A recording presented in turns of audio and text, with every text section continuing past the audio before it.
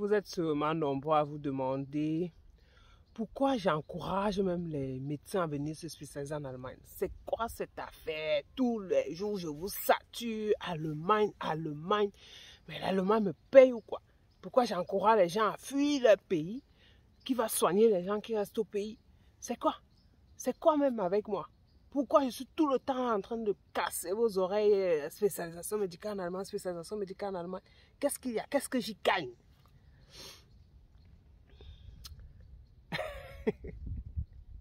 Je vais vous poser quelques questions. Est-ce que vous savez qu'il y a des médecins qui chôment? 7 ans d'études, ils sortent, ils chôment. Il n'y a pas de travail. Ils sont au quartier. Est-ce que vous savez qu'il y a des médecins qui sont des médecins généralistes par contrainte? Par contrainte. 3 ans, 4 ans, 5 ans, 6 ans, médecin généraliste. Les conditions pour entrer en spécialité, c'est le feu. Ils n'entrent pas en spécialisation. Or, ils ont voulu devenir médecins spécialistes, chirurgiens, comme le docteur Cyril Kamsu, mon mentor, avec qui j'aurai un live mardi sur Facebook et YouTube, Dr Lethier, à partir de 20h d'Allemagne.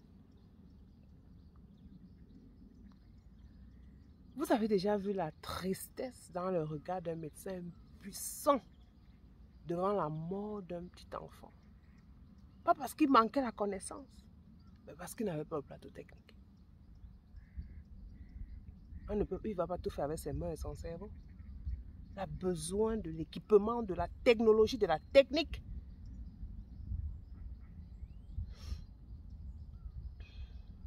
Vous avez déjà vu la frustration sur le visage d'un médecin qui est obligé d'offrir ses services comme une prostituée? Pas de contrat de travail, pas d'assurance, un abus, une dictature de médiocrité. Faire des choses pour des personnes qui n'ont aucune idée de la médecine. Eux, ils sont seulement à la part du gain. Mais ils sont obligés de subir pour garder la main. Vous savez ce que ça peut engendrer, ça? Nous sommes tous des humains. Vous savez ce que ce genre de situation, ce genre de vie peut engendrer? 2 types de scénarios. D'un autre côté, ça peut créer l'aigreur, une colère profonde, un complexe pas possible, une aigreur, mais alors, quand vous allez à l'hôpital, vous ne comprenez pas pourquoi le médecin a tout la face attachée. Vous ne pouvez pas mettre un mot, vous blaguez, vous frappe sur la table. Pour une autre catégorie de personnes, ça peut devenir une motivation, un moteur à chercher mieux, à ne pas vouloir avoir ce genre de vie, à ne pas vouloir continuer d'être clochardisé. On connaît sa valeur, on connaît ce qu'on apporte dans une société quand on est médecin. Maintenant, pour moi, quoi dedans? Bon, c'est vrai, je pouvais rester dans mon coin.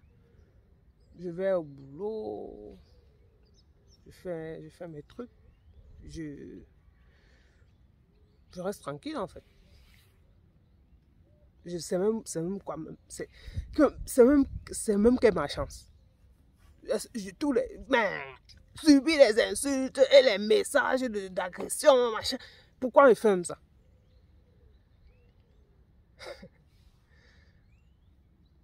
Parce que je vois plus que ça. J'ai la chance d'être comme un pont, de connaître les 2 côtés. Ici en Allemagne. Vous savez on cherche les médecins, donc on lance l'appel, le poste est vacant. Les postes, des mois, il n'y a personne. Ils n'ont plus que le choix. Te supplie, tu es encore étudiant, on te cherche, tu n'as même pas encore fini ta spé. On te cherche déjà avec les promotions, mais tu fumes même que pardon, attendez un peu. Est-ce que vous savez que les opérations sont repoussées par manque de personnel? Les pauses entre 2 opérations, parce qu'on a une journée, on a un plan d'opération, tel nombre de césariennes, tel nombre d'opérations gynécologiques, cancer de sang, cancer des ovaires, hystérectomie, les kystes, tout ça. Un patient après l'autre, ça continue, c'est comme sur la chaîne, c'est un système très bien organisé. Et maintenant, il y a des pauses tellement longues, par manque de personnel. Le patient vient à son opération, repoussé. Pas vas-y là par exemple payer pour le personnel. D'un autre côté, vous avez des gens qui sont versés là, waouh, on les clochardise, on les piétine, on les bastonne. Médecin bastonné par un patient.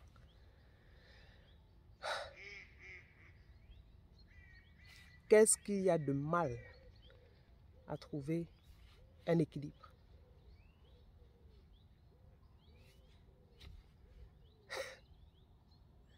Tout le monde est gagnant. Médecin épanoui, c'est patient qui profite. Attends, soyons réalistes. Toi, tu ne vas pas venir à 2 h du matin avec ta femme en travail. Tu gardes ta voiture là, tu descends. Ta peau est là comme quelqu'un que le soleil n'a jamais frappé. La personne qui te reçoit là, il est de garde, il ne sait même pas la cantine, garde, il ne sait même pas si on va le payer. Sa mère malade ne peut pas lui acheter des antibiotiques. Il ne sait pas comment il va payer son loyer. Les mouilles dort dans les conditions, mais les moustiques le piquent de partout. Même c'est même seulement avec le palier qui va rentrer. Tu arrives, tu dis qu'il ne sourit pas, il n'aime pas son métier. Tu es sérieux?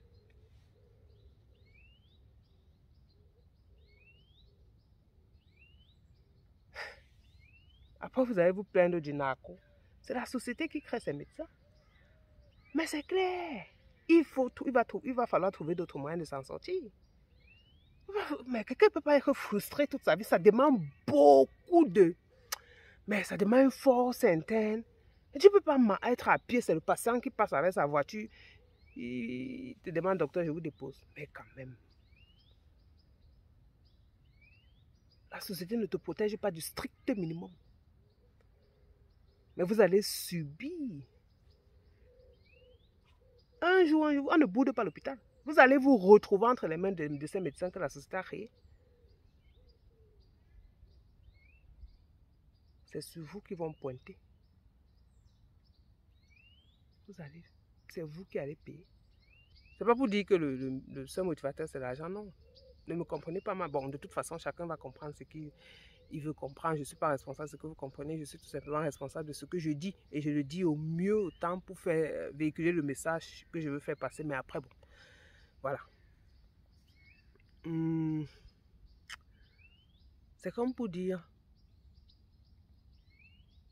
il n'y a aucun mal à vouloir chercher de ce qu'il y a de mieux. Et c'est clair. Mais pour entrer en spécialisation, tu dois faire un concours, on prend 80 personnes, vous êtes des centaines de milliers. Il y a plein de médecins qui vont dans d'autres pays, des pays de l'Afrique de l'Ouest. Mais le problème, c'est que bon, on va entrer dans des spécialisations, on se retrouve encore à payer millions par an pour entrer en spécialisation. À la fin, il n'y a aucun boulot garanti. Après, tu portes tes valises, tu rentres encore, recommencer à zéro, commencer à chercher le travail, recommencer à être au chômage et tout ça. Ou alors tu vas dans d'autres pays où l'aspect c'est une incertitude totale. On a des médecins qui se retrouvent à être infirmiers, techniciens de labo ou faire gériatrie, parce que c'est ce que tout le monde peut faire. C'est pas ce qu'ils ont voulu faire. Ou bien tu nous rejoins le week-end du 27 au 28 août pour une conférence inédite où on t'accompagne, où on t'explique les opportunités que t'offre l'Allemagne. Écouter, tout simplement, élargir ses horizons, écouter ce que ça peut avoir. Est-ce qu'il peut faire un choix plus éclairé plus tard? Je n'ai jamais obligé quelqu'un de venir se spécialiser en Allemagne. D'un autre côté, je ne veux pas tomber sur les mains d'un médecin aigri, frustré à cause des conditions de la société dans laquelle il exerce. Il n'y peut rien. C'est nous qui les fabriquons.